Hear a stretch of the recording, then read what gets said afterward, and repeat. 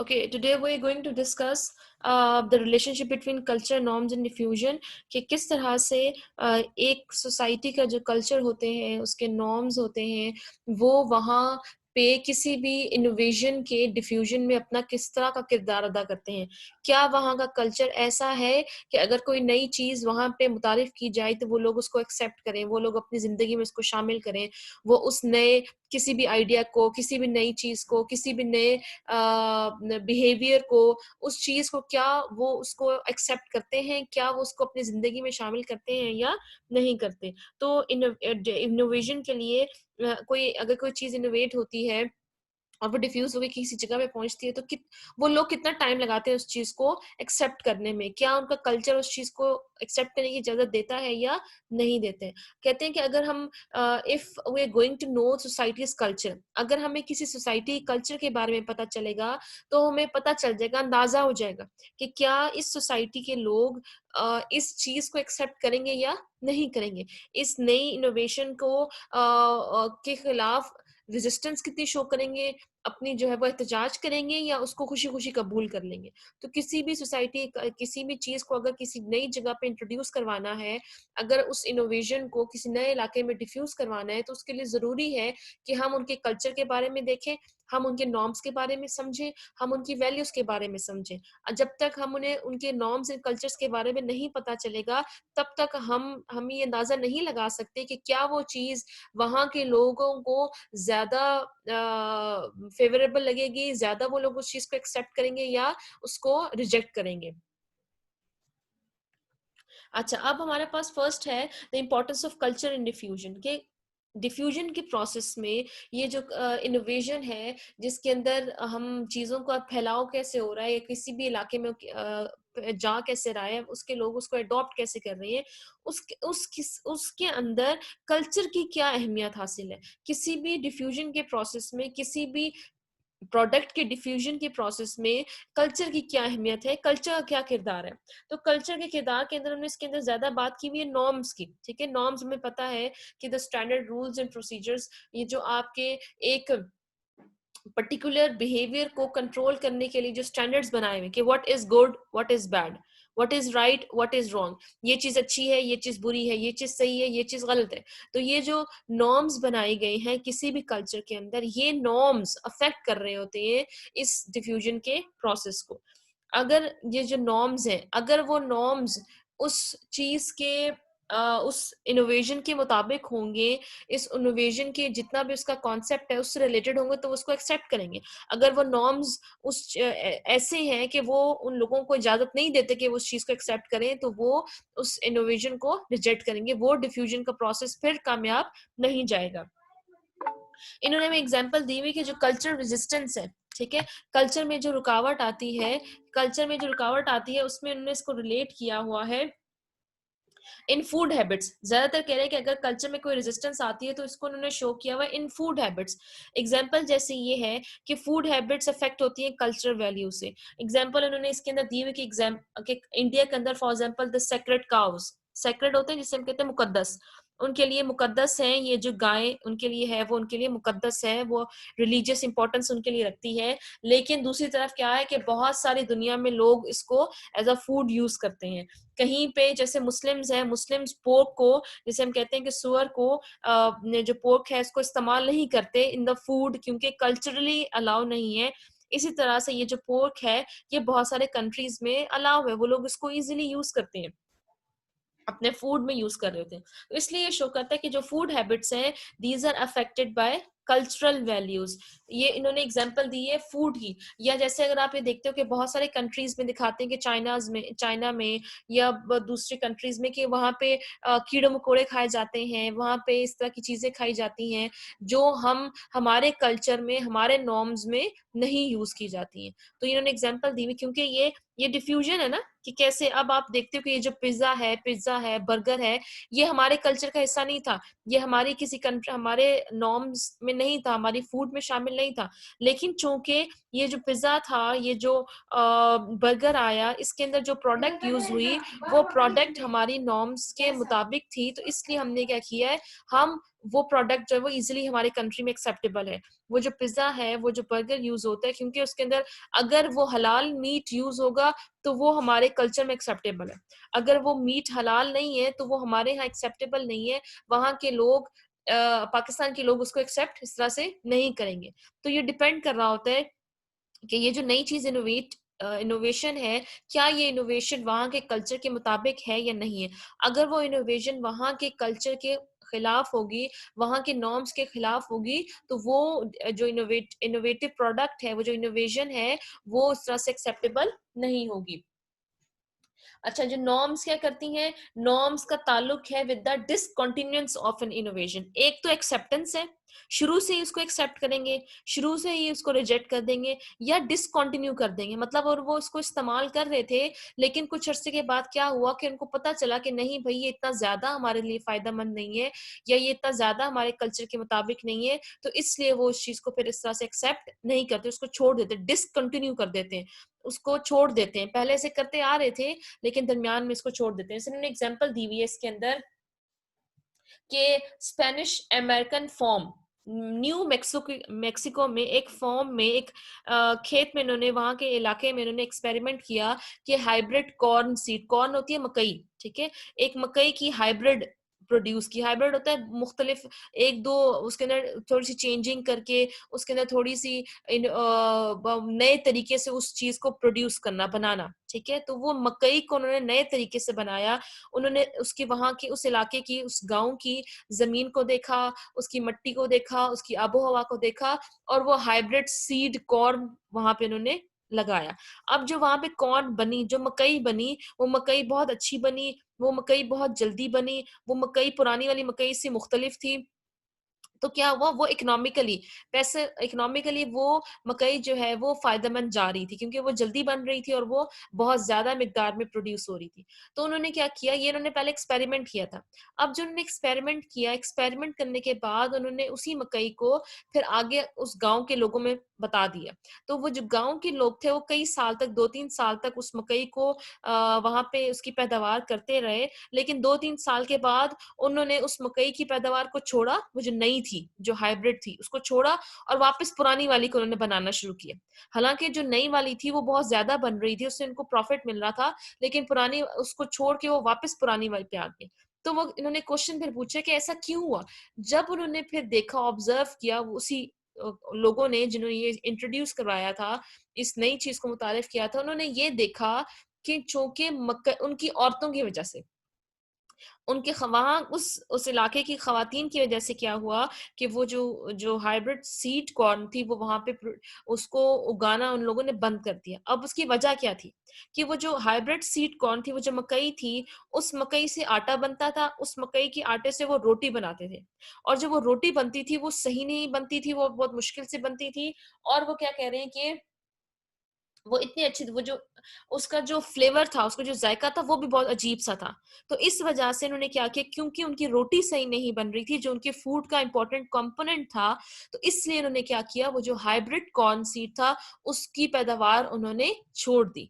तो that shows कि जो इन लोगों ने ये जो इंट्रोड्यूस करवाई थी, ये जो इनोवेशन लेके आए थे वो लोग, एक हाइब्रिड सीड कॉर्न लाए थे, उन लोगों ने इस चीज का ख्याल नहीं रखा कि क्या अगर हम ये नई प्रोडक्ट ला रहे हैं, उसके रिजल्ट्स क्या उनके नॉर्म्स के मुताबिक है, उनके कल्चर के मुताबिक, कल्चर मतलब फूड उनके फूड के से रिलेटेड है या नहीं है।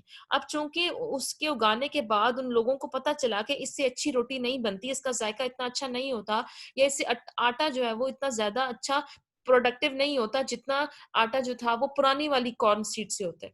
इसलिए उन लोगों ने क्या किया, उसको फिर उसकी पैदावार छोड़ दी। तो दैट शोज कि अगर हमने कोई इनोवेशन किसी इलाके में लानी है, तो इसका ये मतलब है कि हमने उस इलाके की, फॉर एग्जाम्पल आबो हवा, उसकी जमीन, उसकी सिर्फ इन चीजों को नहीं देखना, बल्कि हमने वहाँ उसके कल्चर को भी देखना है कि क्या उसका कल्चर, क्या उस जगह के नॉर्म्स उस चीज को एक्सेप्ट करेंगे या नहीं करेंगे। अच्छा, फिर इसी तरह से उन्होंने एग्जांपल दी हुई है एक राइस यील्ड्स की, कि एक जगह पे वियतनाम की उन्होंने एग्जांपल दी है, ठीक है? वियतनाम के अंदर उन्होंने जो है वो एक नया आइडिया लेके आए कि वहाँ पे जो चावल थी, उस चावल की पैदावार कम हो रही थी, ठीक है? तो चावल किसी इलाके में ना, तो उस चावल की पैदावार को उन्होंने रिप्लेस किया, उसकी जगह पे उन्होंने मछलियों को पालना शुरू किया, ठीक है? मछलियों की वहाँ पे अफ़ज़ाइश शुरू की। अब जब उन्होंने मछलियों की शुरू की, तो चूँकि वो मछलियाँ किसी एक पार्टी को फ़ायदा दे रही थी, इसलिए उन्होंने क्या किया कि आहिस्ता-आहिस्ता उस मछलियों से रिलेटेड उन्होंने एक अफ़वाह फैलानी शुरू कर दी। उन्होंने ये अफ़वाह फैलानी शुरू कर दी कि मछलियों से लोग बीमार होते हैं, और उन्होंने तरीका क्या किया कि मछली ख़ास तौर पे खिलाते थे बीमार लोगों को, ताकि जो बीमार लोग हों वो ये कहें कि हमने मछली खाई थी इसलिए हम बीमार हो गए। तो उन्होंने रिलेट किया that fish with the illness, illness के साथ, कि ये हमारे लिए नुकसानदेह है, इसलिए उन्होंने उस फिश को वहां पे इस्तेमाल करना छोड़ दिया। फिर कुछ अरसे के बाद जब उनको पता चला कि इस फिश ये ऐसी बात नहीं थी, बल्कि ये इसके साथ अफवाह फैलाई गई थी और इसके बहुत सारे फवायद हैं, तो इस मछली का इस्तेमाल फिर बाद में उन्होंने शुरू कर दिया। इसलिए शो करते हैं कि अगर कोई इनोवेशन लेके आनी है, तो इनोवेशन के साथ बहुत सारे मसाइल भी आएंगे, ठीक है?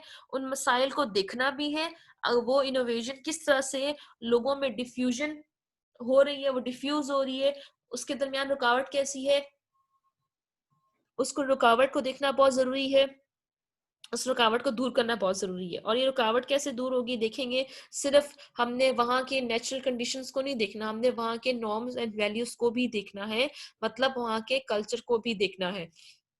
अब आप खुद देखते हैं कि बहुत सारे कल्चर्स, अगर हम वेस्टर्न कल्चर की बात करते हैं, तो बहुत सारे वेस्टर्न कल्चर की चीजें हमारे कंट्री में आ गई हैं, लेकिन कुछ चीजें ऐसी हैं जो हमारे कल्चर में इस तरह से डिफ्यूज नहीं हो पा रही, हमारे इलाके में इस तरह से इतना ज्यादा वो इनोवेशन, वो डिफ्यूजन नहीं हो पा रही, क्योंकि हमारा कल्चर उस चीज को एक्सेप्ट नहीं कर रहा।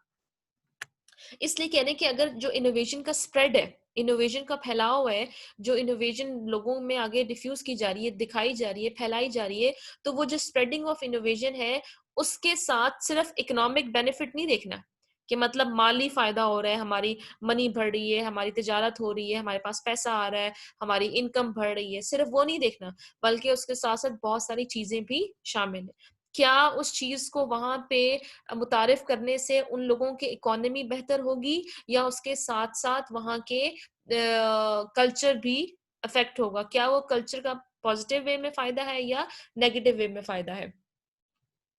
और ये जो इकोनॉमिक कंसिडरेशन है, कि इस इंपॉर्टेंस ऑफ कल्चर की ये लोग बात करते हैं कि जो इकोनॉमिक कंसिडरेशन है, क्या वो इकोनॉमिक कंसिडरेशन जो है वो इम्पोर्टेंट किस तरह से है मॉडर्न सोसाइटीज में, मॉडर्न जो एरियाज है वहां पे, क्या इकोनॉमी के को ज्यादा इंपॉर्टेंस देते हैं या कल्चर को ज्यादा इंपॉर्टेंस देते हैं। अगर हम वैसे बात करते हैं कि जो मॉडर्न इकोनॉमीज हैं, जो मॉडर्न सोसाइटीज हैं, वो मॉडर्न सोसाइटीज इकोनॉमिक बेनिफिट्स को ज्यादा देखती है, वो इतना ज्यादा ट्रेडिशंस को फॉलो नहीं करती। इसी वजह से जो ट्रेडिशनल, और वहां पे फिर डिफ्यूजन जल्दी हो जाता है। लेकिन जो ट्रेडिशनल सोसाइटीज होती हैं, वहाँ के नॉर्म्स बहुत स्ट्रिक्ट होते हैं, वो इतना ज्यादा जल्दी चेंज को एक्सेप्ट नहीं करते, इस वजह से वहां पे डिफ्यूजन इतनी आसानी से नहीं आता। ये जो कल्चरल वैल्यूज है, ये कल्चरल वैल्यूज आपको क्या करते हैं, इन्फ्लुएंस किस तरह से कर रही होती हैं, या तो आप उस इनोवेशन को अडॉप्ट करते हो, या आप उस इनोवेशन को क्या करते हो, आप रिजेक्ट करते हो, या आप क्या करते हो कि वो जो चीज होती है उसको थोड़ा सा चेंज करके, मॉडिफाई करके अपनी जिंदगी में शामिल कर देते हैं। You modify it according to your own norms and values, ठीक है? जैसे हम एग्जांपल देते हैं कि जीन्स, जीन्स की जो पहना जाता है, जो गर्ल्स पहनेंगी, तो वो उन्होंने क्या कर दिया, उसको मॉडिफिकेशन कैसे कर दी कि लॉन्ग शर्ट्स के साथ जीन्स पहननी है, ठीक है? अब वो जो लॉन्ग शर्ट है वो हमारा अपना ट्रेडिशनल नॉर्म है, कल्चर है, लेकिन चूंकि वो चाहती हैं कि हम इनोवेशन को एक्सेप्ट करें और अपने कल्चर के मुताबिक करें, तो वो साथ साथ क्या कर रही है कि वो जीन्स को भी यूज कर रही है, वो लॉन्ग शर्ट्स को भी यूज कर रही है, ठीक है? तो इस चीज को देखना जरूरी होता है कि अगर कोई इनोवेशन आ रही है, तो वो इनोवेशन किसी कल्चर के मुताबिक है या नहीं है। फिर हमारे पास है, क्योंकि ये नॉर्म्स की कल्चर की बात कर रहे हैं ना, तो कल्चर की बात के साथ वो जिक्र करते हैं नॉर्म्स का भी, ट्रेडिशनल नॉर्म्स का भी एंड मॉडर्न नॉर्म्स का भी। आपको समझ में आ रहा है?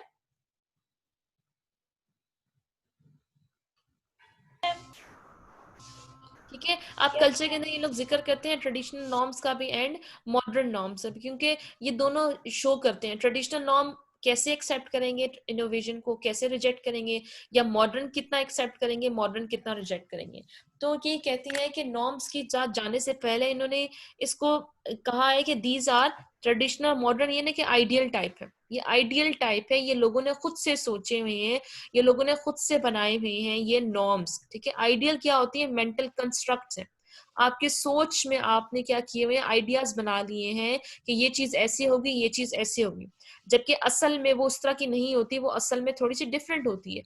आइडियल क्या होता है, ideal types are the point of comparison, आपको एक चीज को दूसरी चीज के साथ कंपेयर करने का एक मौका फराहम किया जा रहा होता है। जैसे अगर हम ये कहें कि मॉडर्न नॉर्म्स क्या है, एजुकेशन ज्यादा लेनी है, डेवलपमेंट करनी है, इंडस्ट्रीज बनानी है, इकोनॉमी को बेहतर करना है, आपने अपनी लाइफस्टाइल को बेहतर करना है, आपने पॉवर्टी रेट को कम करना है, तो ये मॉडर्न नॉर्म्स है, ये हमारी सोच है, ये हमारी सोच के मुताबिक के नॉर्म्स है, ये हमने सोचे हुए हैं। बट इन रियलिटी हर जगह 100% पॉवर्टी को कम नहीं किया जाता, हर जगह 100% लिटरेसी नहीं इस तरह से अचीव की जा सकती, हर जगह इस तरह से 100% इंडस्ट्रीज लगा के इकोनॉमिक बेनिफिट नहीं लिए जाते। ठीक है, तो ये हमारे पास कहलाता है, इस तरह से हम कहेंगे आइडियल टाइप है ये। Traditional norms and modern norms are the ideal types. जो चीज समझ में ना आए आप वो साइट पे जो है वो किसी पेज पे लिख लें, ताकि मैं फिर आपको एंड में समझा दूं। आइडियल टाइप्स कहते हैं कि these are the tools of comparison, ये आइडियल टाइप्स हम खुद कंस्ट्रक्ट करते हैं, खुद बनाते हैं, और उसको फिर कंपेयर करते हैं जो रियलिटी में मौजूद जो सिचुएशन होती है, या जो रियलिटी में उसकी एग्जिस्टेंस होती है, उसके साथ फिर हम कंपेयर कर रहे होते हैं। अच्छा, फिर बहुत सारी आइडियल टाइप्स की एग्जांपल दी हुई है। फिर उन्होंने ये कहा है कि मॉडर्न कल्चर और ट्रेडिशनल कल्चर की बात की है। अच्छा, कुछ कहते हैं कि ये जो modern norms and traditional norms है ना, इसको मुख्तलिफ लोगों ने मुख्तलिफ तरह से नाम दिए। कुछ लोगों ने इसको कहा है मॉडर्न और ट्रेडिशनल, कुछ लोगों ने इसको कहा है high adoption and low adoption. High adoption कहाँ पे होगी जी, हाई अडॉप्शन कहाँ पे होगी, हाई अडॉप्शन कहाँ पे होगी, मॉडर्न नॉर्म्स में या ट्रेडिशनल में?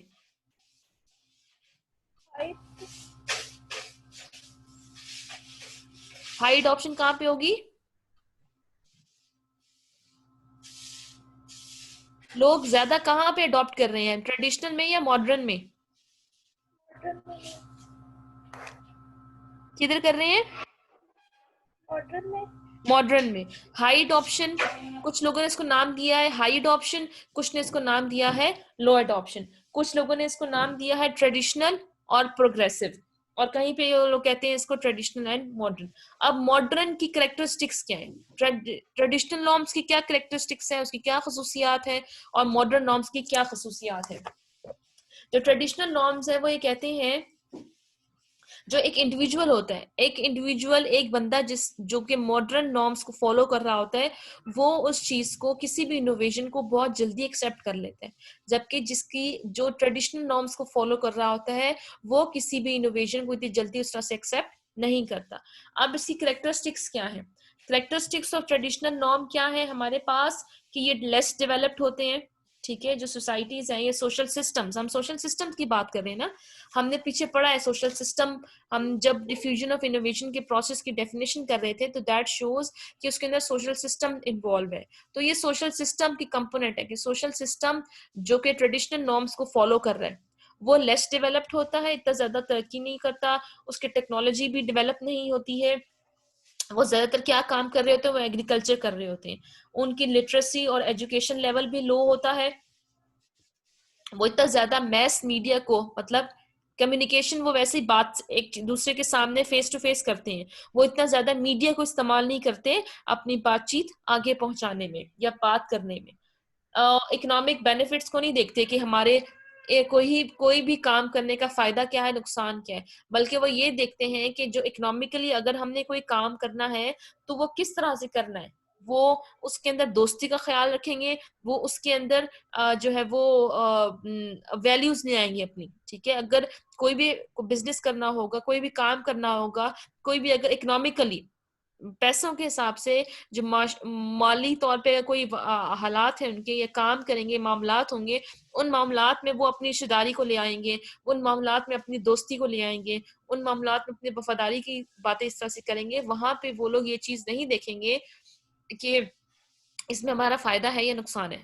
ठीक है, तो यहाँ पे ट्रेडिशनल नॉर्म्स में जो इकोनॉमिक बेनिफिट्स हैं उसको अटैच कर देंगे with friendliness, with related to hospitality, और आप ये कह सकते हो कि वो अपने रिलेशनशिप के हिसाब से देख लेंगे। अब जो हमारे पास है जो मॉडर्न नॉर्म्स है, जो मॉडर्न नॉर्म्स है वहां पे क्या है कि टेक्नोलॉजी बहुत ज्यादा डेवलप्ड है, ये बिल्कुल इसके ऑपोजिट है। मॉडर्न नॉर्म्स का जो सोशल सिस्टम, जिस जहाँ पे मॉडर्न नॉर्म्स है, वो सोशल सिस्टम इससे बिल्कुल ऑपोजिट है।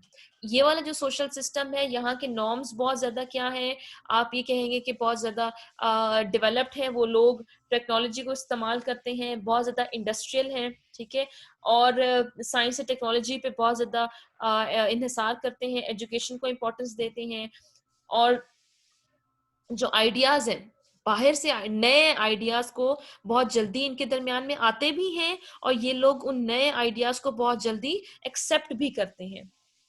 अगर कोई प्लानिंग करते हैं, अगर कोई माली मामलात से रिलेटेड प्लानिंग करते हैं, तो जो वो प्लानिंग होती है वो रैशनल होती है। रैशनल होती है, उसमें अपना कॉस्ट एंड बेनिफिट एनालिसिस करेंगे कि क्या हम ये कोई जो माली मामलात करने जा रहे हैं, हमारा फायदा कितना है, हमारा नुकसान कितना है। उसमें ये लोग ये नहीं देखते कि हमारा दोस्त है, हमारा रिश्तेदार है, हमारा इस टाइम पे हमने जो है वो इसका रिलेशनशिप स्ट्रांग है, तो इसलिए हमने उस तरह से काम करना है। ये जो रिलेशनशिप की बेसिस पे इकोनॉमिक एक्टिविटीज होती हैं, ये ट्रेडिशनल नॉर्म्स के हिसाब से होती हैं। अच्छा, जो मॉडर्न नॉर्म्स हैं they are more technologically developed है। ठीक है, मॉडर्न नॉर्म्स, सोशल सिस्टम्स जो है मॉडर्न नॉर्म्स के मुताबिक होते हैं, वो ज्यादा डेवलप्ड होते हैं। अगर ट्रेडिशनल नॉर्म्स, जो जो सोशल सिस्टम्स हैं, social systems of traditional norms, ठीक है, जो उसके अंदर क्या होता है कि वो प्लान करते हैं, वो ये नहीं प्लान करते हैं कि हमने कोई तब्दीली को एक्सेप्ट करना है, बल्कि वो ये प्लान कर रहे होते हैं, उनके जहन में ये चीज होती है कि अगर कोई तब्दीली आएगी तो हमने उस तब्दीली से निपटना कैसे है, हमने उस तब्दीली के जो है वो मुताबिक अपना सोल्यूशन कैसे निकालना है। वो इस चीज पे नहीं आएंगे कि हमने इस तब्दीली को एक्सेप्ट करना है, उस इनोवेशन को एक्सेप्ट करना है। इनोवेशन को जो एक्सेप्ट करेंगे वो ये वाली सोशल सिस्टम्स करेंगे, social systems of modern norms. जो सोशल सिस्टम ट्रेडिशनल नॉर्म्स वाली होंगे, वो उस तब्दीली को एक्सेप्ट नहीं करेंगे, बल्कि वो ये पहले से प्लान करके रखेंगे कि अगर कोई इस तरह से चीज आ जाती है, कोई तब्दीली आती है, कोई चेंज आता है, कोई नई चीज आती है, तो हमने उसको टैकल कैसे करना है, हमने उसको हल कैसे करना है, हमने इसके खिलाफ इसको रोकना कैसे, इससे बचना कैसे। ठीक है, फिर ये इन्होंने इसके अंदर शामिल किया हुआ है मयरिंग द ट्रेडिशनल मॉडर्न डायमेंशन। अब मैयर कैसे इन्होंने किया हुआ है, ये एक रिसर्च ने की है, बहुत सारे स्केल्स इसके अंदर यूज किए हुए ना, बहुत सारे बंदों ने जो थेरिस्ट हैं, जो रिसर्चर्स हैं, उन्होंने बहुत सारे तरीके इस्तेमाल किए हैं। ठीक है, वो तरीके इस्तेमाल करके उन्होंने ये बताया हुआ कि इंडिविजुअल लेवल पे जो मैयर करना है कि क्या वो ट्रेडिशनल है या वो बंदा मॉडर्न है, तो किस तरह से है। एग्जांपल उन्होंने फार्मर की है, किसान की दी है। ठीक है, एक रिसर्च हुई है, उस रिसर्च में उन्होंने फार्मर का शामिल किया हुआ है, किसान को किसान बनाया हुआ है, एक मॉडर्न बताया हुआ है, किसान एक ट्रेडिशनल बताया हुआ है। ठीक है, इंडिविजुअल लेवल पे एक बंदा जो है वो एक अपने लेवल पे किस तरह से ट्रेडिशनल है या मॉडर्न है, क्या वो नॉर्म्स को एक्सेप्ट करता है या इनोवेशन को एक्सेप्ट करता है या नहीं। फॉर अ सोशल सिस्टम, कि पूरा का पूरा सोशल सिस्टम किस तरह से है, क्या वो पूरी की पूरी सोसाइटी ट्रेडिशनल है या मॉडर्न है।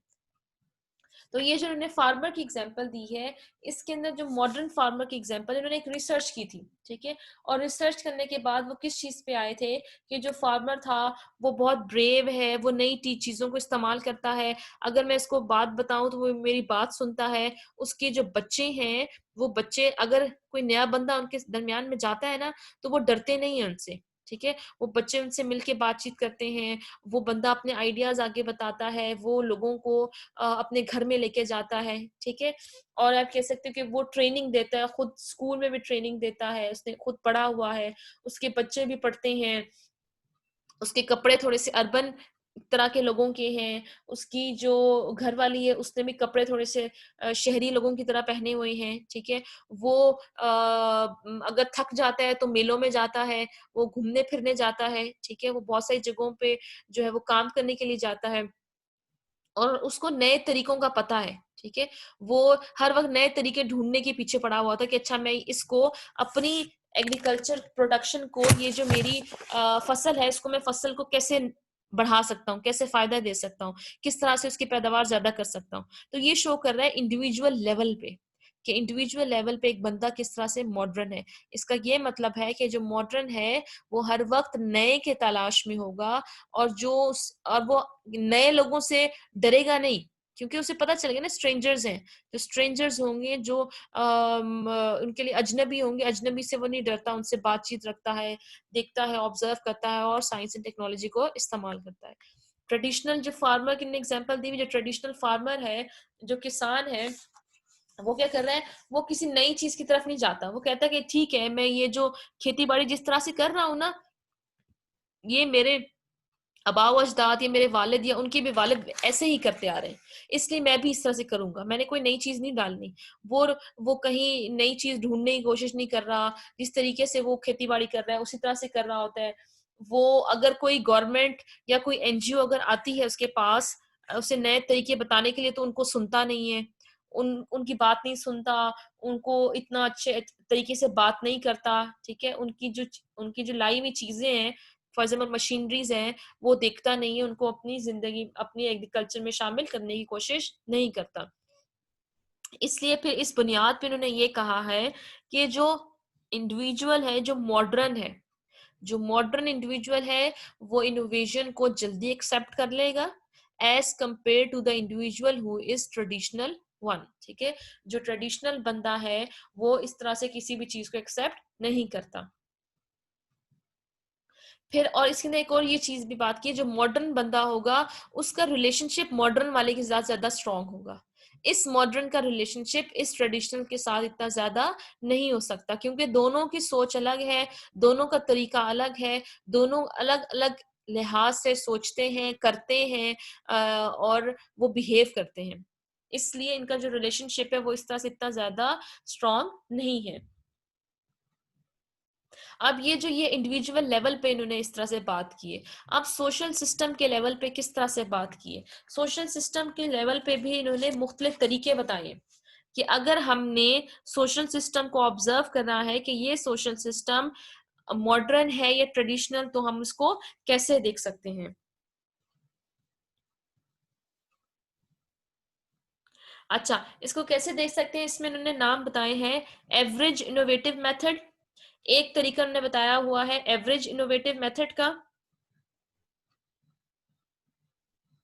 और एक तरीके ने बताया हुआ एटीट्यूड टुवर्ड्स इनोवेटर्स और जजेस रेटिंग, ठीक है? जो पहला उन्होंने तरीका बताया हुआ है उसमें उन्होंने कहा है कि एवरेज एवरेज क्या करेंगे कि जो वहां के लोग हैं ना, उस किसी भी सोशल सिस्टम के, उस सोशल सिस्टम के लोगों के साथ ना मार्क्स लगा देंगे, नंबर्स दे देंगे कि मतलब ये है ना, ये बंदा मॉडर्न है, ये बंदा इंडिविजुअल ट्रेडिशनल फॉर एग्जांपल, तो हमने उनके साथ मार्क्स लगा देंगे और वो उन मार्क्स का एवरेज निकालेंगे, ठीक है? कि ये यहाँ के लोग जो हैं वो कितना ज्यादा किस चीज को एक्सेप्ट कर रहे हैं, कितने ज्यादा उसको रिजेक्ट कर रहे हैं। जब लोगों के हमारे पास इंफॉर्मेशन आ जाएगी सोशल सिस्टम की, फिर हम उस सोशल सिस्टम को कंपेयर करेंगे किसी और सोशल सिस्टम से। फॉर एग्जांपल एक सोशल सिस्टम एक इलाके में था, ठीक है, और वहां के लोगों का हमने मैयर किया, देखा कि वो लोग इनोवेटिव हैं, क्या वो लोग इनोवेटिव है, क्या उस इनोवेशन को एक्सेप्ट करते हैं या नहीं करते।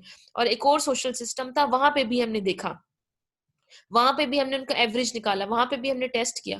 फिर क्या किया, ये सोशल सिस्टम ए और सोशल सिस्टम बी, इन दोनों को हम फिर कंपेयर करेंगे और कंपेयर करके पता चलेगा कि कौन सा सोशल सिस्टम ट्रेडिशनल है और कौन सा सोशल सिस्टम मॉडर्न है। क्योंकि जब हम दो को कंपेयर करेंगे ना, जब दो को आपस में देखेंगे, तब हमें अंदाजा होगा कि कौन सा वाला ज्यादा उस चेंज को एक्सेप्ट कर रहा है, उस इनोवेशन को एक्सेप्ट कर रहा है, और कौन उस इनोवेशन के खिलाफ जा रहा है।